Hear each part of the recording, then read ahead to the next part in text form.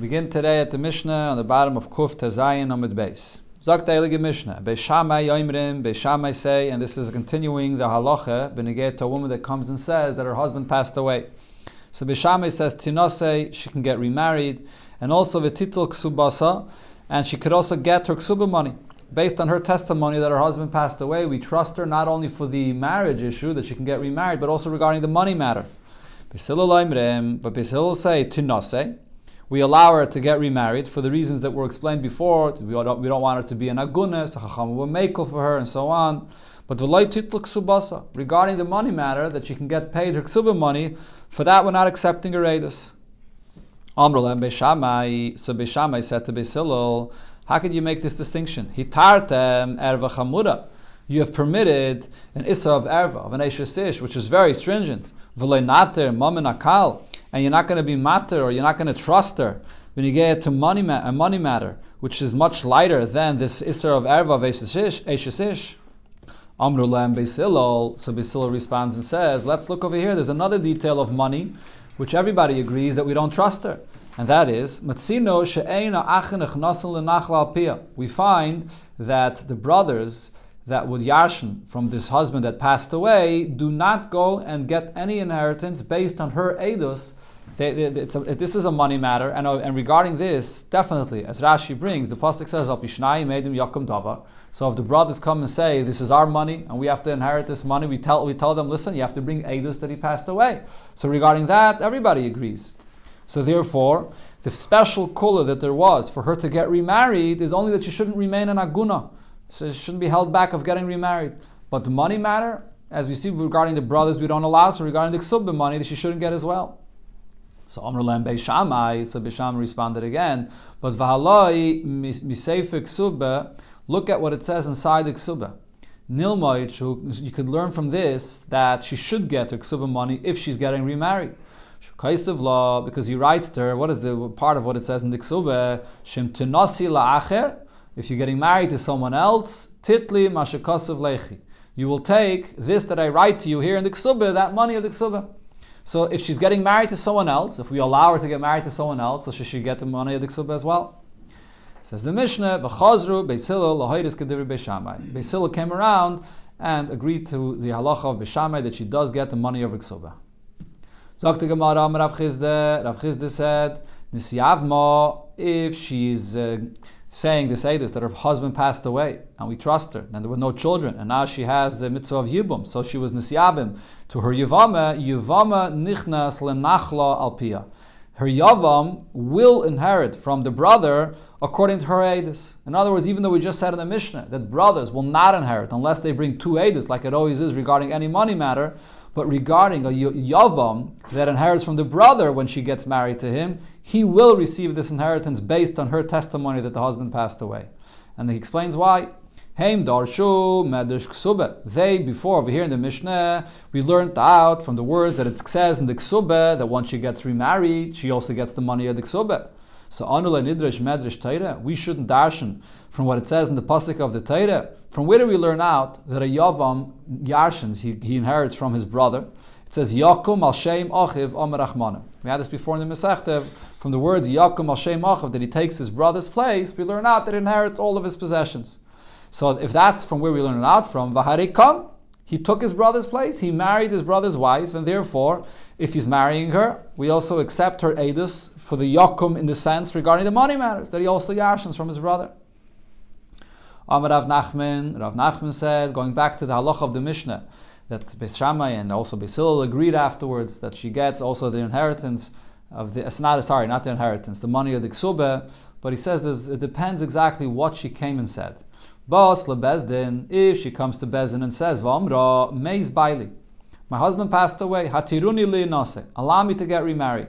So matir naisa li nase. So we clearly see that her only intention here with her edus is to get remarried. So we allow her to get remarried, and also v'naisin la ksubasa, and we give her money for the ksubah. But what's if she comes to the Bezdin and says as follows, Tsnuli ksubasi. She doesn't mention anything about the fact that she's looking to get remarried. She says, my husband passed away, give me my ksubah money.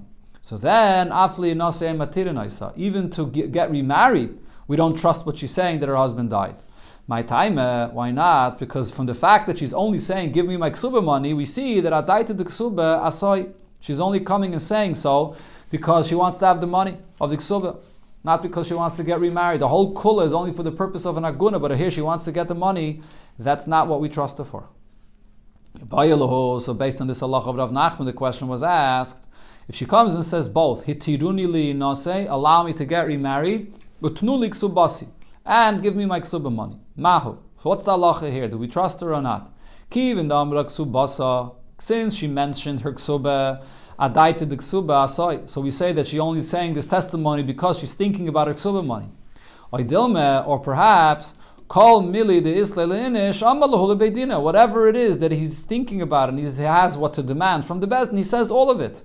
So she's not focusing only on the ksuba money. She wants to get remarried. That's one thing, and maybe the main thing. That's the first thing she mentioned. And she also wants to get her ksuba money. But just because she mentions her ksuba, it doesn't mean that that's her main point. She wants to get remarried, and for that there's a heter. According to some gears, you guys here now, then if you're going to say regarding this case where she says both, and she says first, I want to get remarried, and then afterwards she says that she wants her ksuba money. So I say that kol mili de isla leinish amalu lebeidina, that she's saying the 2 points that she wants to tell the bezdin. And she really is also thinking that she wants to get remarried. So we should trust her. But the question would be then, what's if she says it in the opposite order? Tunuli ksubasi, give me my ksube, vetiruni linase, and allow me to get remarried. So what's going to be the halacha in this case? So should I say, hacha vadai adaita de ksubasoi, the fact that she's mentioning first the ksuba and then about getting remarried, so for sure she's mainly focused on getting her money of the ksuba, and therefore we don't trust her for that. Or perhaps it's possible that this woman doesn't know the halacha. She doesn't realize what it is that will cause her to be permitted to get remarried. She thinks that it's sort of a condition. She has to first get her ksuba and money, and then she'll be able to be fully released from her husband and get remarried. Maybe that's the reason why she mentioned the ksuba first. Like, let me finish with all the matters of my deceased husband, and then I'll be able to go and get remarried. So therefore, the fact that she mentions that first doesn't mean she's focused on the money. Teiku, so this remains unresolved. So now going back to a woman or bachlal, it's not only a woman, but over here, this is based on what we learned before, that a eid echad is believed to say testimony for a woman that her husband passed away. And the eid echad does not only have to be a kosher eid echad, but even a person that's usually pasul for eidus, and eid echad regarding this is believed. But there are a few exceptions, as the Mishnah will say, of certain women that can say eidus for someone, for this woman, but they're only saying the eidus because they want to make trouble. They want to cause trouble for this woman, so they come to say eidus that her husband passed away. They hate her, or there's a certain animosity, and therefore we don't trust them. So who are these women? Zak the Mishnah, all people are trusted to say testimony for this woman that her husband passed away. Chutz mechamaisa, besides her mother-in-law. So basically all of the people that the Mishnah is going to mention here, as Rashi brings here in the Mishnah, we'll see in the Gemara as well. So a mother-in-law, there's a certain hatred between a mother-in-law and her daughter-in-law, and that is because this mother-in-law says to herself, the money that I'm bringing in, all the income that comes to my husband, what happens eventually? When my husband passes away, so the son is going to yarshin it, and then my daughter-in-law is going to eat all that money. He's going to take all my money, my income goes to him. That's the source of the animosity between a mother-in-law and a daughter-in-law. And similar, the other people that the Mishnah here mentions, but pashtus, the reason is because of the same kind of a concept, that the sort of that jealousy or that concern that this person eventually is going to take all my money. Ubas chamaisa, and the same thing also with the daughter of the mother-in-law, or really the sister-in-law. The sister-in-law thinks the same thing. Look, here, this is my brother. He's going to inherit my father when he passes away, and my sister-in-law is going to really be the one that's going to eat up all that money from my father. Vitzarasa, and benegeh to atzara, a co-wife, there's always that rivalry between the two wives. This is not necessarily related to money, but the relationship with the husband, so there's always a rivalry between the two wives. And also the Yevimta. The Yevimta over here, as Rashi says, refers to the wife that's currently married to your husband's brother, to the Yavam. Right? So she's referred to as Yevimta. So she is thinking to herself, she also has a certain hatred to this woman that may one day be her co-wife. So this is actually an interesting thing, because Taisus points out that really this Yevama, if she would come and say testimony, that this woman's husband passed away, she's only causing herself trouble. Because now this woman will become her co-wife. Until now, she's married to another person and she doesn't have to live together with her. She's only causing herself trouble. But Taisa says that it goes so far that she'd be ready to cause this trouble to her brother's wife. I mean, temporarily, she's going to have to suffer from this. That now there's going to be a yivum, but eventually the original husband, the brother, will show up. And now she's going to be usher to live with him and usher to live with her previous husband. She's ready to suffer that period of time when she'll have to be together with her, as long as later she's going to be messed up for life or for whatever, with these two husbands here. The final one is ubas baila, when there's a daughter of her husband that's not her daughter, a daughter from her husband from a different wife. So also there's the hatred, and therefore we don't trust what the bas baila says about the husband. And the Mishnah finishes off with another halacha, ma ben get lemisa. What is the difference between a woman that comes with a get and says that my husband divorced me, and we trust her then? Lemisa, when it comes to a case of misa, that we don't always trust. The level of trust when it comes to, even in cases, there are certain cases that women are not believed to say that their husband passed away. We had before, there are certain cases, if there's a mulchama bailam, and if there's a fight and so on, but by a get, a woman that comes with a get and says that her husband divorced her, we always believe her. So the reason for this difference is shaksav mechiach, because by a get, we're not only relying on what she says, we're also relying on the fact that she's bringing a get, and we're seeing what is written in the get. The question was asked regarding what it said in the Mishnah. So the Mishnah spoke about bas chamaisa, when you have a sister-in-law which is a daughter of your mother-in-law. So over there's a certain hatred, and therefore she's not believed to say testimony for her sister-in-law. But the question is bas chamia mahu. What if this sister-in-law is only a daughter of the father-in-law, not a daughter of the mother-in-law? This is from a different wife, and they only share the same brother, the same father that is, but not the same mother. So it's a daughter of the father-in-law. So is there the same halacha there that there's a certain hatred and therefore she should not be believed? Do I say, time with the bas chamaisa, the reason why the daughter of the mother-in-law is not believed, because there's a mother-in-law here, and that a mother-in-law does not like her daughter-in-law, and therefore sehinami sanyala. So the daughter, like mother, also does not like her sister-in-law. But it's all because of the attitude of the mother, so the daughter sort of takes the same attitude as the mother. But v'hacha leki ima, here, since she does not share the same mother, she's just a daughter of the father-in-law, and mitzad the father-in-law, there isn't that same kind of, there isn't that hatred, so therefore there's no concern regarding the daughter as well. Or perhaps the reason is the bas chamaisa, the reason why there's a hatred by a daughter-in-law, by a sister-in-law. In other words, the daughter of the mother-in-law. Why is there this hatred? Like I mentioned in the Mishnah, the Amra, because the sister-in-law says ka'achla legirsana deima, that here my sister-in-law is going to end up eating all of the income of my mother. My mother brings in this income to my father. And then when my father passes away, my brother inherits this. And who's the one that eats all the money when my brother inherits it? My sister-in-law, his wife. That's the gerisna deima, that she's jealous of the fact that this sister-in-law is going to end up taking all of the income of the mother. So similarly you could say, so hachanami ka'amra. So when you have a sister-in-law which is only a daughter of the father-in-law, even though she's not a daughter of the mother-in-law, but it's the same point. That ka'amra, this sister-in-law is going to say, achla legirsana de ben ashoy. She's going to eat all the income of ben ashoy. Ben ashoy refers to the father, to my father. So it's the same point, whether she's jealous of her sister-in-law that's going to end up getting all the income of her mother when her father passes away, or she's going to get all the income of the father himself when he passes away. It goes to the son and the son and his wife, the sister-in-law. Tashana, so the Gemara brings a raya.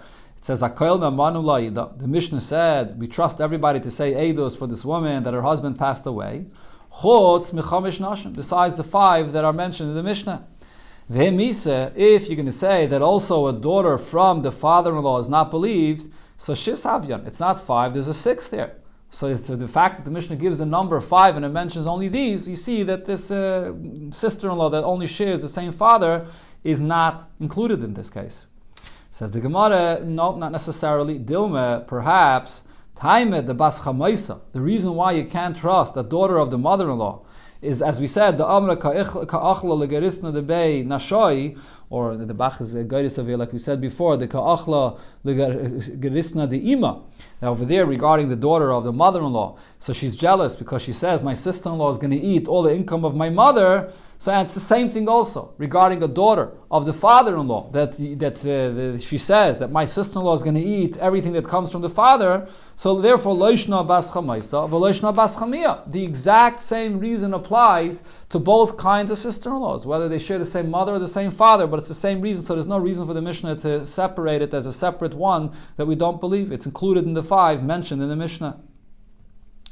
Okay, now the Gemara brings another braise, and Bechlal it asks a question from what it said in the Mishnah. Or as the Girse over here is, V'ha'tanya, but we learned in another braise, Chotz misheva nashim, that there are 7 women that we don't trust to say regarding this woman that her husband passed away. In our Mishnah it said only 5. And it says the Gemara, Hahi Rabbi Yehudihi. That braise follows Rabbi Yehuda's opinion.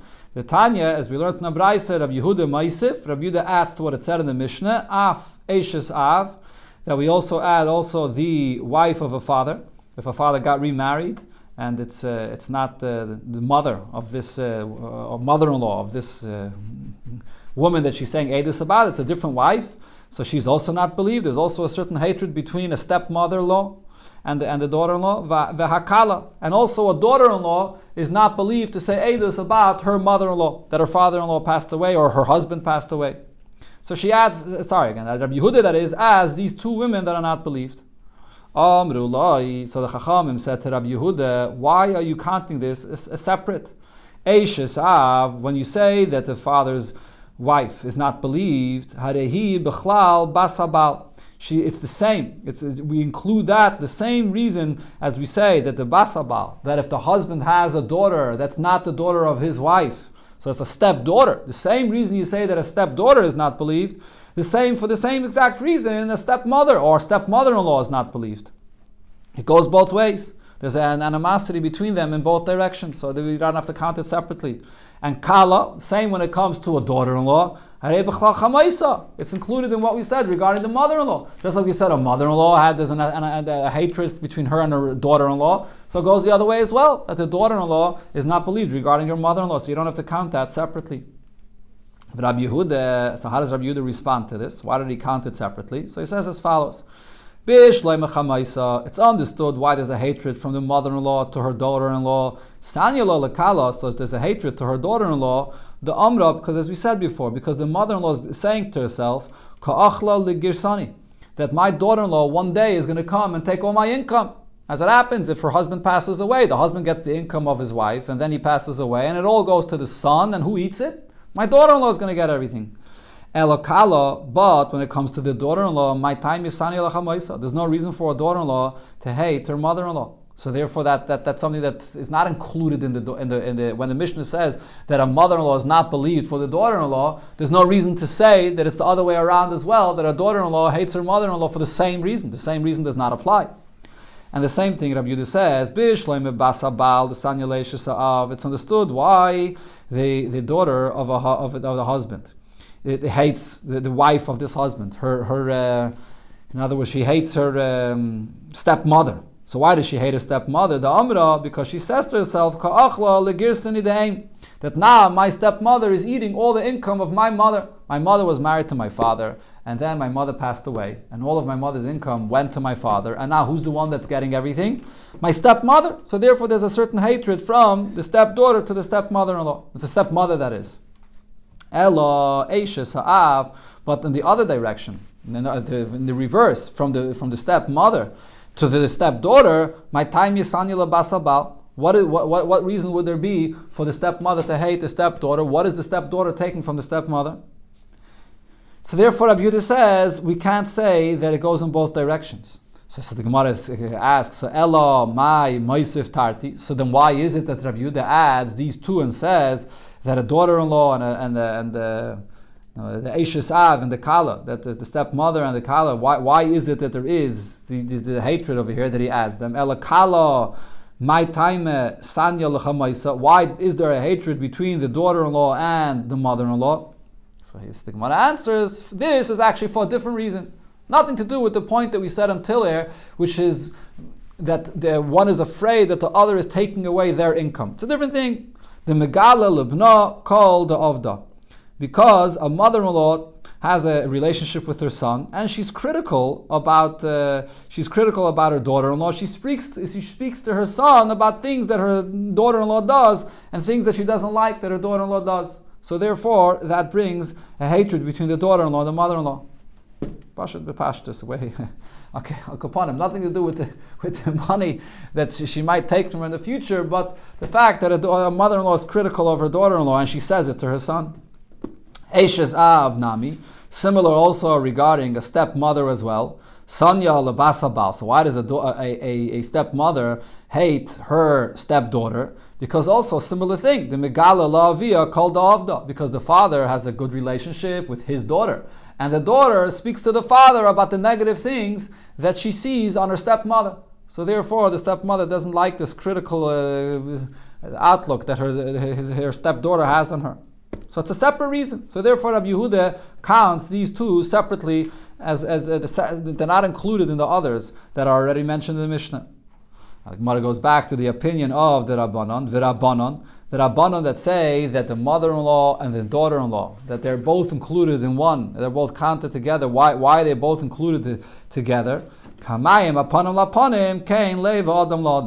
the nature is that the way the water reflects the image of a person that puts his face towards the water, the same thing is also that the fact that the mother-in-law hates the daughter-in-law, and the Gemara explained before, the mother-in-law hates the daughter-in-law for good reason, because one day she's thinking that the daughter-in-law is going to take all my money when my son is going to inherit everything from the father. And the daughter-in-law has no reason to hate the mother-in-law. But the very fact that there's a hatred from the mother-in-law to the daughter-in-law, so it's in return as well. Kamayim aponim laponim. So therefore that is included as one. So therefore it's not counted separately. And the same thing is also regarding the stepmother and the stepdaughter, that it's kamayim aponim laponim, and therefore it's not counted separately. But Rabbi Yehuda, so why does not Rabbi Yehuda? Why doesn't he agree to this? It's a beferish pasuk, kamayim aponim laponim. So there's no reason to count it separately. So he says, no, ahi b'divrei Torah. That pasuk is actually speaking about a completely different thing. It's talking about the person learning Torah. And now she has two pshatim with this. One pshat is that the kind of investment, the way you put your mind and heart, your leiv into Torah, that is the extent that the Torah will be absorbed in you. That's one pshat Rashi says. Another pshat Rashi says is regarding a teacher and student, that the more a teacher gives over his heart the way he teaches his students, that's the extent that the students will learn and accept and absorb the words of Torah that the teacher teaches them. But it's not speaking about general the relationship between people. It's like the Gemara in Marava and Eretz Yisrael, they asked the following question: Chamaisa haba la'acha mikein. A mother-in-law, a potential mother-in-law, that she could become your mother-in-law afterwards. Mahu, what's the halacha of this? So what's this potential mother-in-law?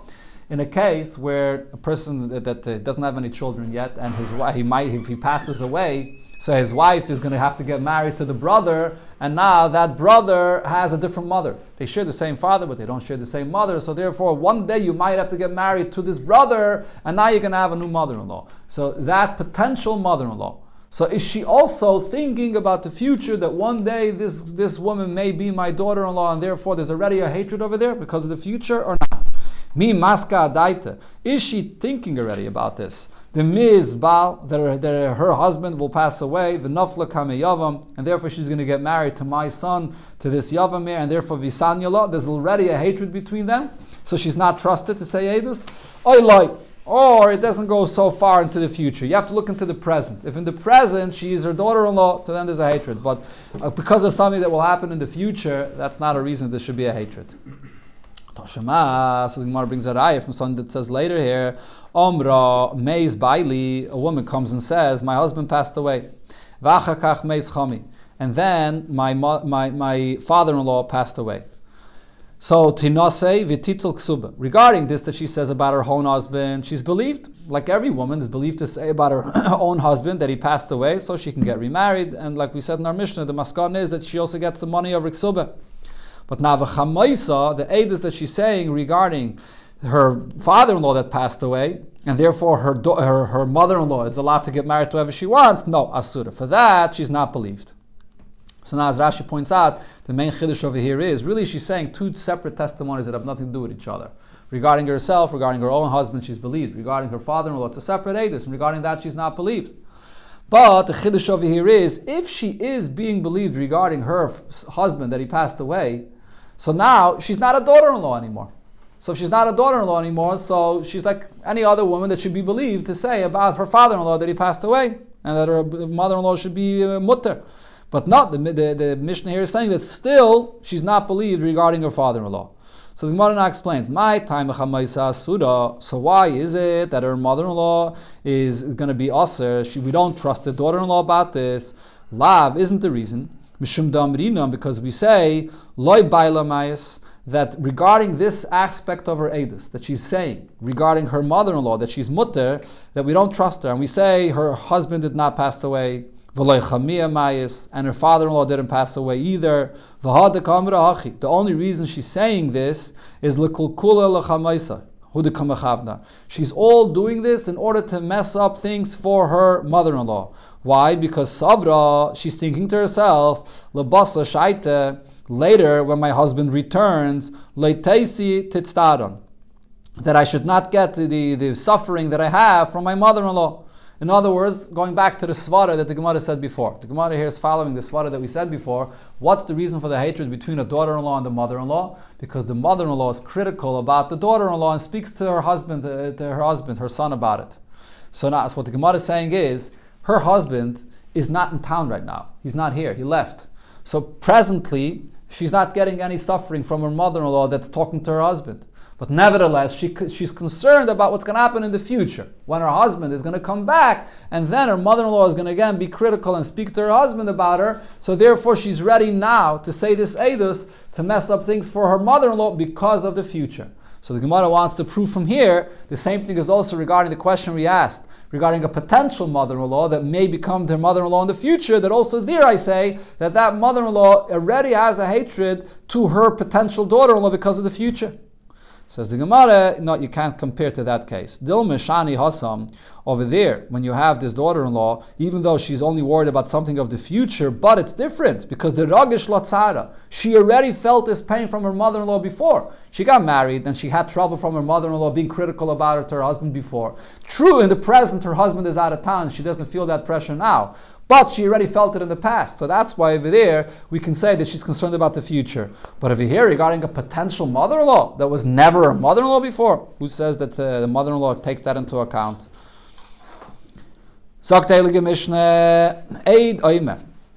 An aid comes and says, Mace, that the husband passed away, and Vinicis, and this wife already got remarried. Now, another aid comes along and says, no, the husband did not pass away. So you have one against one. So at this point, she does not have to leave her husband that she got remarried to. One aid comes and says her husband died, and then two come and say that the husband did not die, so now it's two against one. Even if she already got remarried, she has to leave her present husband. Two came and said that her husband died, and it's only one that came and said that he did not die. So now, even if she did not get married yet, she can go and get married. It's two against one, so she can get married. So the Gemara starts with the first case of the Mishnah. What did it say? You have one aid that said that the husband died, and then she already got married, and now another aid came and said that the husband died. She doesn't have to leave her second marriage. Says the Gemara, time at denisis. So it seems from the Mishnah, the reason over here that we trust the first aid is because she already got married. But if she did not get remarried yet, so then, now when it's one against one, she should not go and get married. In fact, the Gemara, but why is that so? But all is said as follows. The rule is, whenever the Torah is trusting the words of an Eid Echad, once we accept the words of the Eid Echad, his words are as strong as the words of two Eidos. Now, if so, once we accept his words as two Eidos, so now when there's another Eid that comes and tells us that the husband did not pass away, he is only one Eid, and he's one against two. So therefore, even if she did not get married yet, she should be allowed to get married based on the words of this two Eidos that we consider to be like two Eidos. Should be two against two, again? No, because the first Eidus, the halacha is that we accept it because Mishum Miguna Kilo Barabanan, there's a special kula that we accept the words of that one Eid. And therefore once we believe them, they're considered, him that is, we consider it like two.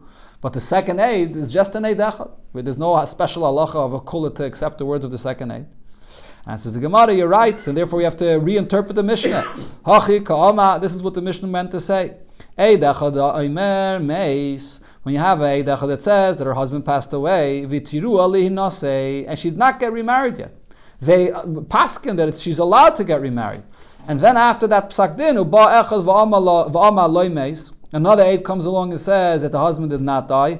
What the Mishnah was saying is that the heter that was already given to her, she does not lose that heter because of the second Eid that came along. That's what the Mishnah meant to say. So it's taki, even before she got married, we trust the words of the Eid. That's two.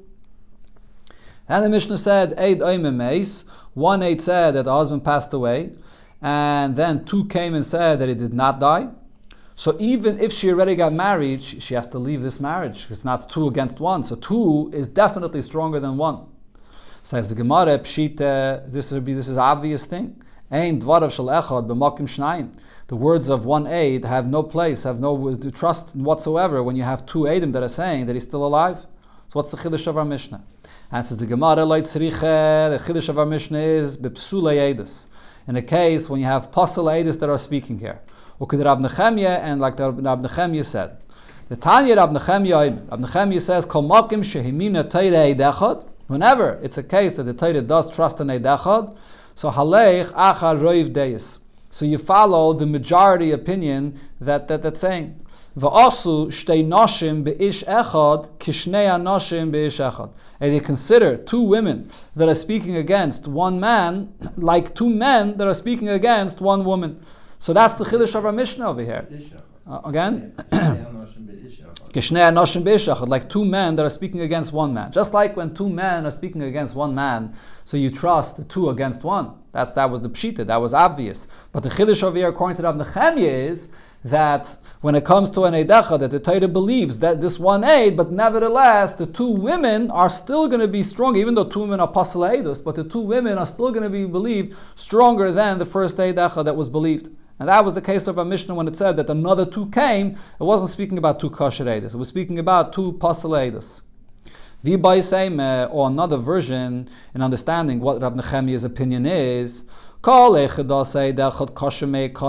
If there was one kosher Eid that came first and said testimony here, in this case, or in any case where the Torah believes this Eid Echad, so then over here, Rab Nechemya did not say that two women or any two pasal Eidos could speak against this one Eid. Over here, even if 100 women will come and say Eidus against this one kosher Eid, so these 100 women are going to be the same. They're going to be equivalent to this one Eid, and they can't reject, they can't take away these words of this Eid. Ella, what did Rab Nechemya mean to say? What was the case he was speaking about? It's not only the second Eidus that came that are Pasal Eidus, but the original first Eid that came is also a Pasal Eidus, because it's a woman that came first. And this is how you have to interpret what Rab Nechemya said. Rab Nechemya said, whenever the Torah believes one Eid, you follow the majority opinion. And in what case was Rav Nechemya speaking about? If it's two women that are now coming to contradict the words of the first Eid, which was also a pasal Eid, she was a woman as well, like two men against one man, just like when you have kosher Eidus. So if you have two kosher Eidus against one kosher Eid, it's the same with pasal Eidus when you have two pasal Eidus against one pasal Eid. And that is what our Mishnah was speaking about. Aval shtei noshim beish echad, if it's two pasal Eidus, two women against one man, kapalgo palgadami. Over there, Rab Nechemya would agree that it's like half and half, because once you believe the first kosher Eid, so that first kosher Eid is like two, and now when you have another two women which are two pasal Eidus, it's going to be considered to be like two against two. And the Mishnah said, Shnayim oimrim meis, if two Eidim say that the husband passed away, and one Eid says that he did not pass away, so even if she did not get married yet, she can go ahead and get married, because you have two Eidos. Once two Eidos say that the husband passed away, there's no issue. So, fragt the Gemara, "Mai kamash malam." What would be the chiddush here? Obviously, you have two edus that are saying this. What would be the chiddush? Says the Gemara, "B'psulei edus ukedrab Nechemya." Is the chiddush here that we're also speaking in this case not about two kosher edus that came and said this, and then one ed. What we're speaking, the whole case here is also about pasal edus, and the chiddush is like Rab Nechemya that said the asal basa roiv deis. The Mishnah is coming to tell you that not only regarding kosher edus, where it's obvious that once you have two edus you can't trust one, but even regarding pasal edus, we say that we follow the majority opinion against one. Is that the chiddush of our Mishnah? But if so, hainu hach. It's the exact same chiddush that we just explained regarding the previous case of the Mishnah, that it was only a chiddush according to Rav Nechemya. So what's it saying now? Answers the Gemara, no, there is an additional chiddush here. Because Mao, the Teime, I would think to say, Ki yazlinan basaroiv deis, when did Rav Nechemya say regarding pasal edus that you follow majority opinion, l'chumra? In the previous case, where it came out to be a stringency, that you had afterwards the two edus that came and said that the husband did not pass away. So it's a stringency. But over here you're following the two first edus that were pasal edus and came and said that the husband did pass away. So it's a leniency. Over here maybe I don't follow Rav Nechemya's opinion. Kamash malan. So this therefore the Mishnah has to tell me that the halacha of Rav Nechemya, that by pasal edus you follow the majority opinion, applies even to a case where you're using the majority opinion, l'kula, to be lenient.